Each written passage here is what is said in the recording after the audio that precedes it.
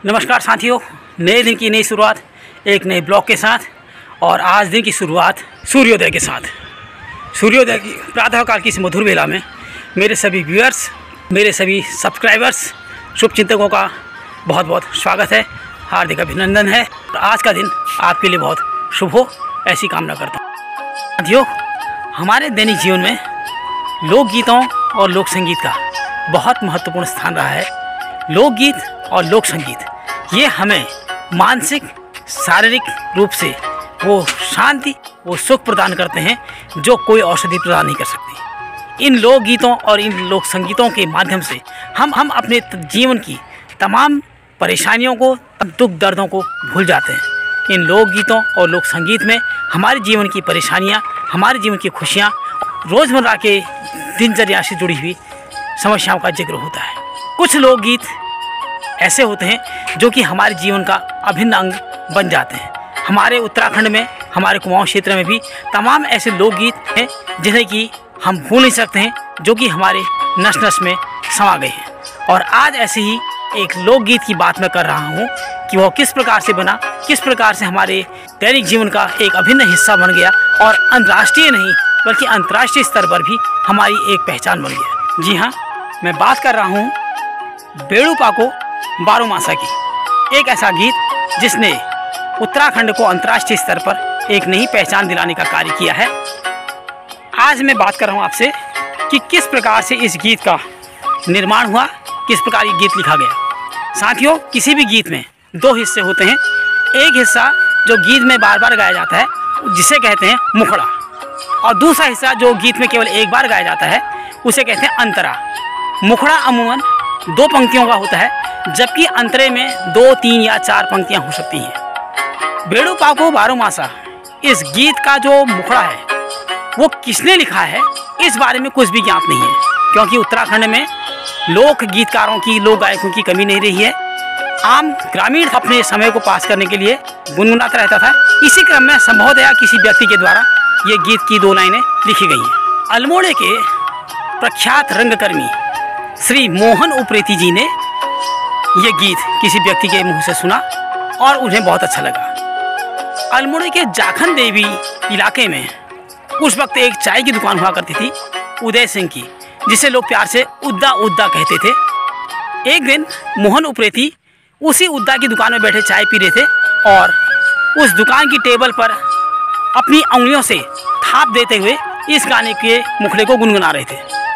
अचानक उनके एक परम मित्र, प्रख्यात संस्कृत कर्मी श्री ब्रिजेंद्र लाल शाह उधर से गुजरे।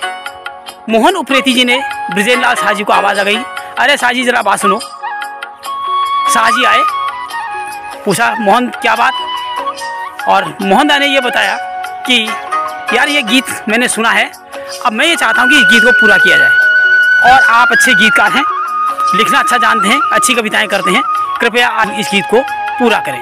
ब्रिजेंद्र लाल शाह तुरंत तैयार हो गए और उन्होंने उदय सिंह से कहा, उद्दा जरा एक कागज़ देना। उद्दा ने कहा, साहब कागज़ के नहीं दिन, मेरे दुकान में कागज़ों के काम। तो वहीं पर पास में पड़ा हुआ एक सीजर सिगरेट का डिब्बा खाली पड़ा हुआ था ज़मीन पर। ब्रिजेंद्र लाल शाह ने उस सीजर के खाली डिब्बे को उठाया, फाड़ करके फैलाया और उदय सिंह से कहा, उद्दा जरा एक पेन तो दो। तो दुकान में हिसाब किताब लिखने के लिए रखी गई एक छोटी सी पेंसिल का टुकड़ा उद्दा ने ब्रिजेंद्र लाल शाह जी को थमाया।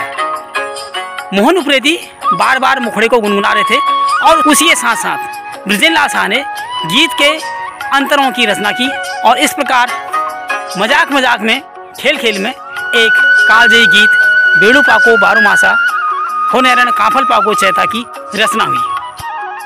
मोहन उप्रेती जी रंगकर्मी तो थे ही, शास्त्रीय संगीत के भी शौकीन थे। उन्होंने इस गीत की धुन तैयार की और इस धुन को राग दुर्गा पर तैयार किया गया। अब प्रश्न ये उठा कि इस गीत को कहाँ प्रस्तुत किया जाए। सन 1952 में, जी हाँ, सन 1952 में नैनीताल GIC राजकीय इंटर कॉलेज नैनीताल के सभागार में सबसे पहली बार इस गीत को गाया गया। उस कार्यक्रम में नैनीताल के जितने भी गणमान्य लोग उपस्थित थे, उन्होंने सब ने मुक्त कंठ से इस गीत की प्रशंसा की और धीरे धीरे यह गीत लोकप्रिय होने लगा।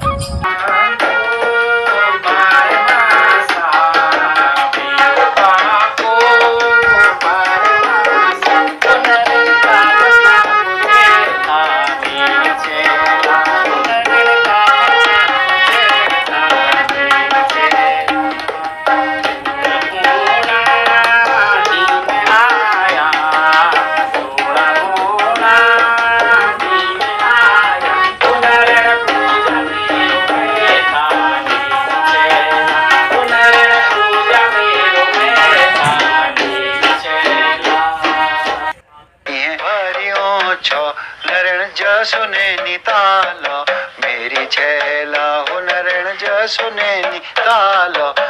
मोहन उप्रेती और उनके साथी जो रंगकर्मी थे, उन्होंने इस गीत को बाद में कुमाऊं के विभिन्न स्थानों पर अलग अलग समारोह में अलग अलग मौक़ों पर गाया और धीरे धीरे ये गीत कुमाऊं के लोगों की जुबान पर चढ़ने लगा। इस बीच मोहन उप्रेती का दिल्ली आना जाना लगा रहता था और अपने काफ़ी प्रतिभाशाली व्यक्तित्व और व्यवहार कुशलता की वजह से आपका संपर्क जो है नेहरू जी से हुआ। सन 1955 में जब तत्कालीन सोवियत संघ के सर्वोच्च नेता ख्रश्चेव और सोवियत संघ के प्रधानमंत्री बुल्गानिन भारत आए तो उनके सम्मान में विज्ञान भवन में एक सांस्कृतिक संध्या का आयोजन किया गया और नेहरू जी ने मोहन उप्रेती और उनके साथियों को इस गीत को गाने के लिए आमंत्रित किया। दिल्ली के विज्ञान भवन में तमाम मेहमानों की उपस्थिति में ये गीत गाया गया। लोगों को ये गीत बहुत अच्छा लगा। उस वक्त की जो संगीत कंपनी थी HMV, जी हाँ HMV, जिसका पूरा नाम होता है हिज मास्टर्स वॉइस, उसने इस गीत की रिकॉर्डिंग की और जितने भी अतिथि थे उन सबको इस गीत की रिकॉर्डिंग दी गई और इस प्रकार से कुमाऊं का ये गीत प्रदेश और देश की सीमाओं को लांघता हुआ अंतर्राष्ट्रीय स्तर पर पहुंच गया। साथियों, नेहरू जी मोहन उप्रेती को इतना पसंद करते थे इस गीत की वजह से कि उन्होंने मोहन उप्रेती का नाम ही बेड़ू पाको बॉय रख दिया था। धीरे धीरे ये गीत लोगों की जुबान पर चढ़ने लगा और मोहन उप्रेती जी ने अपने रंगकर्मी साथियों के साथ विश्व के तमाम देशों में इस गीत का प्रदर्शन किया। कुछ भाषागत परिवर्तनों के साथ हिमाचल प्रदेश और गढ़वाल में भी इस गीत को गाया जाने लगा और ये पूरे उत्तराखंड और पर्वतीय क्षेत्र की एक पहचान बन गया। इस गीत से जुड़ी हुई कई बातें हैं, जैसे कुमाऊं रेजिमेंट ने बेड़ू पाको बारोमासा गीत को अपना मार्चिंग सॉन्ग, जिसे कि हम पथ संचलन गीत कहते हैं, बनाया है। जहाँ कहीं भी कुमाऊं रेजिमेंट की टुकड़ी अपना मार्च पास्ट करती है, परेड करती है, बैकग्राउंड म्यूजिक के रूप में इसी गीत को बजाया जाता है। इसी प्रकार प्रख्यात गीतकार श्री प्रसून जोशी ने भी इस गीत को कोको कोला कोल्ड ड्रिंक के विज्ञापन में इस्तेमाल किया है। एक फिल्म विवाह, जिसके हीरो शाहिद कपूर हैं, उसमें भी जब हीरो पहाड़ की ओर को आता है तो बैकग्राउंड म्यूजिक के रूप में इस गीत की धुन को इस्तेमाल किया। साथियों, ये तो बात रही गीत के जन्म की, उसकी लोकप्रियता को प्राप्त करने की। अब थोड़ा इस गीत की तार्किकता पर भी विचार करना चाहिए। हम गीत गाते हैं बेड़ू पाको बारोमासा हुनरण काफल पाको चैता मेरी छैला। अब इस गीत के अगर आप शब्दों को देखें तो थोड़ा कुछ अटपटे लगते हैं। गीत का जो मुखड़ा है, उसकी जो दूसरी लाइन है काफल पाको चैता, ये बात तो निश्चित रूप से सही है कि काफल का जो फल है वो चैत के महीने में पकता है। लेकिन जो मुखड़े की जो पहली पंक्ति है बेड़ू पाको बारोमासा, ये थोड़ा अटपटी है। क्या वाकई में बेड़ू का जो फल है वो 12 महीने पकता है? अक्सर कई बार जब लोगों से इस बारे में चर्चा होती है तो लोग ये कहते हैं कि हाँ, बेड़ू का जो फल है वो 12 महीने पकता है, लेकिन हकीकत में ऐसा नहीं है। बेड़ू का फल 12 महीनों नहीं पकता है। तो ऐसी स्थिति में गीतकार ने या कवि ने क्या सोच करके बेड़ू पाको बारहमासा कहा? अब ये बेड़ू पाको बारहमासा, इसका क्या अर्थ है, इसका क्या तर्क है, इस बारे में चर्चा करेंगे हम अगले ब्लॉग में। तब तक स्वस्थ रहें, मस्त रहें, खुश रहें, मेरा वीडियो देखते रहें। अगर वीडियो पसंद आए तो इसे लाइक करें, शेयर करें और हाँ, चैनल को सब्सक्राइब करना न भूलें। धन्यवाद।